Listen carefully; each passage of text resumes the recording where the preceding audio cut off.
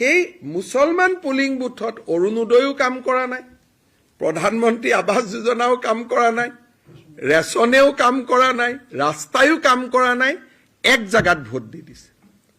অথচ হিন্দু মানুহে যদি এক জাগাত দিলেহেঁতেন লগে লগে কৈ দিলেহেঁতেন এইটো সাম্প্ৰদায়িক। সেইকাৰণে ৰকিবুল হুছেইনৰ জিকাৰ মাৰ্জিন হৈছে 10 লাখ। বোলে নহয় মানুহজন বহুত পপুলাৰ, সদায় তাতে কাম কৰি থাকে, নিজৰ সমষ্টিত ইমান পোৱা নাই।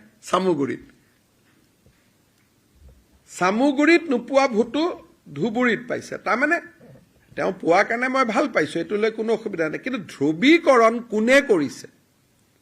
কথাই কথাই যে বিজেপি সাম্প্ৰদায়িক বুলি লিখি দিয়ে আমাৰ মানুহখিনিয়ে এনালাইচিছ নকৰাকৈ, সাম্প্ৰদায়িকতাটো ক'ত আছে এইখিনি যদি আলোচনা কৰিব পাৰো, অসমৰ ভৱিষ্যত ভাল। মই ডিলিমিটেশ্যন কৰি এইবাৰ কিবা কিবি কৈ ৰখাইছো, কিন্তু আদাৰৱাইজ অসমক ৰখুৱাৰ কোনো সংজ্ঞা নাই।